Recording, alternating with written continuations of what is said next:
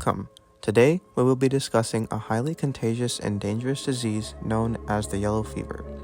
The yellow fever, which is its common name, is an arbovirus of the Flavivirus genus of the Flaviviridae family. The common name of this virus comes from the characteristic yellow coloration seen in the skin and eyes of patients affected by a severe form of the virus.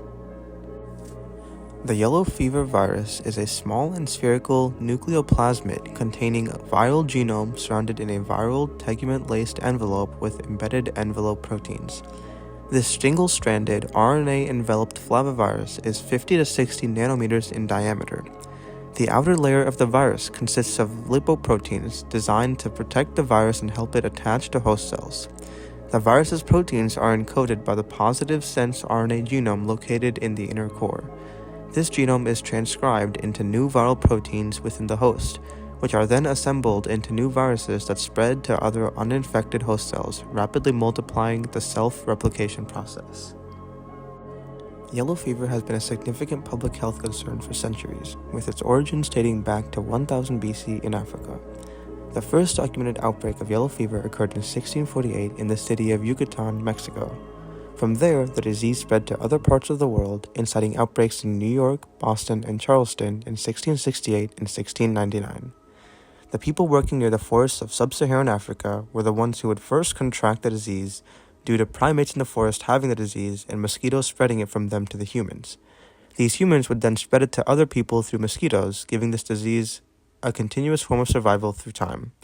In the 18th and 19th centuries, yellow fever caused widespread panic and fear in cities like Philadelphia, New Orleans, and Havana. The disease was highly contagious, and outbreaks often led to high mortality rates, especially among the lower social and economic classes due to less hygiene and protection from the mosquitoes. The Aedes aegypti mosquito was identified as the carrier of the disease in 1886. While this knowledge helped to control the disease, it wasn't until the mid-20th century that a breakthrough was made in the prevention of yellow fever. In the 1940s, a vaccine for the virus was finally developed, saving many people in affected areas from contracting the disease. The symptoms from contracting yellow fever can vary on a wide range from mild to severe. Most people have minor to no symptoms and completely recover.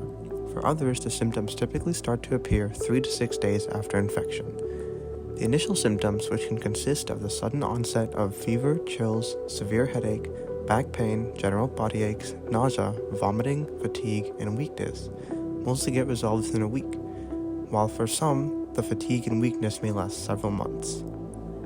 1 out of every 7 people contract a severe form of the disease, and they have a brief remission period, followed by the severe form of the symptoms.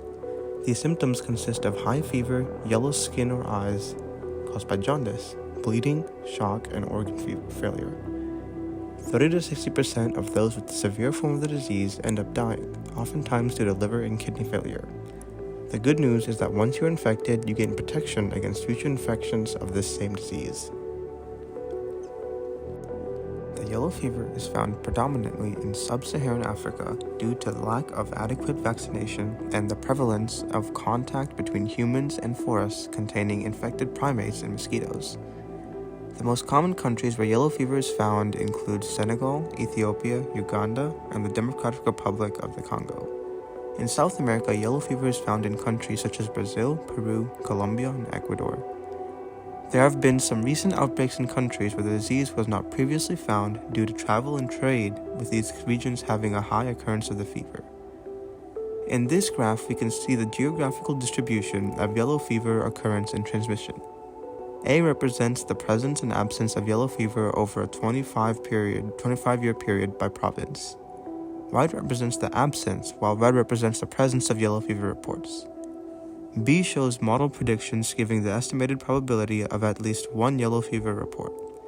C estimates the annual force of infection at the province level in the 32 countries considered endemic for the yellow fever. D shows estimates of the country-specific detection probability for infection. Countries not considered endemic for yellow fever are shown in navy in A, B, and D, and white in C. Yellow fever is usually transmitted through Aedes aegypti mosquitoes that siphon the blood of infected individuals then bite uninfected people, infecting them with the disease. These mosquitoes are typically found in tropical and subtropical regions, where infected primates may reside and start the infection among humans. This process is known as the intermediate or savanna cycle, pictured in this image. The disease is not contagious from person to person, but it may be contracted from handling contaminated needles or other improperly sanitized medical equipment.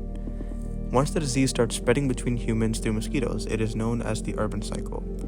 The sylvatic cycle is the transmission of the disease among primates through mosquitoes, and Africa alone has the intermediate or savanna transmission cycle due to close contact with the forests.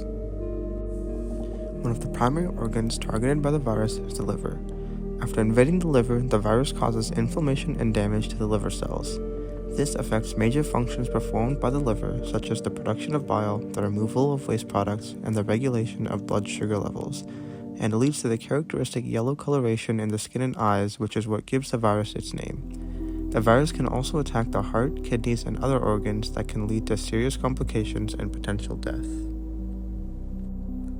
The yellow fever is a host-specific virus. It is only capable of infecting humans and other primates, such as monkeys and apes. It maintains this infection through the sylvatic transmission cycle. The yellow fever is also a tissue-specific virus. It generally targets the kidneys, heart, and liver by causing swelling and congestion. In rare cases, the virus may even affect the spleen and the brain. Sadly, there is no direct cure for the yellow fever disease, and the best treatment is to treat the symptoms that result from contracting the disease. Typically, this includes hydration, rest, and pain relief, sometimes requiring hospitalization and oxygen therapy, fluid replacement, and other major treatments in extreme cases. Thankfully, there does exist a vaccine for yellow fever. Getting this vaccine prior to traveling to areas where yellow fever is prevalent and found in high numbers will greatly decrease the chance of contracting this disease. For people that live in those high-risk areas, it is recommended that they always be vaccinated. This table shows the estimated burden in terms of the number of infections, severe cases, and deaths, with a 95% confidence interval due to yellow fever in Africa for 3 selected years, and the estimated burden averted for 2013 with 95% confidence intervals due to the preventative mass vaccination campaigns in Africa from 2006 to 2012. An additional layer of prevention comes from taking measures to avoid mosquito bites, which is the primary mode of transmission for this disease. This can be done by using insect repellent, wearing long clothing, and remaining indoors during high breeding times for mosquitoes at dawn and dusk. This disease is thought to have originated in Africa, which has a high frequency of tropical forests, and introduced to the Americas through the slave trade. This caused numerous outbreaks and epidemics in urban areas due to the urban transmission cycle, and it has caused disruptions in population, commerce, and transportation. Until the 19th century, we did not know the cause of the disease, nor did we have vaccines for it, so it was able to spread freely whenever it was brought from high-risk areas to very urban cities. While these urban outbreaks have decreased in frequency since the introduction of the vaccine, the disease continues to live on through the sylvatic cycle in the tropical forests of sub-Saharan Africa. Anyone who is first exposed to the virus could contract the disease, but people who travel to or live in areas where the yellow fever is prevalent have a higher risk of getting this disease. A weakened immune system further increases the chance of contracting yellow fever. One particularly interesting dynamic to note is that the severity of the disease tends to increase with age, along with pre-existing medical conditions such as liver disease, heart disease, or diabetes. According to the World Health Organization, yellow fever is estimated to cause 200,000 infections and 30,000 deaths annually, primarily in Africa. However, the actual number of infections and deaths is likely much higher, as many cases are not reported. The yellow fever vaccine is a live attenuated virus vaccine, meaning it contains a weakened form of the virus that cannot cause disease, but can still stimulate the immune system to provide protection against the disease.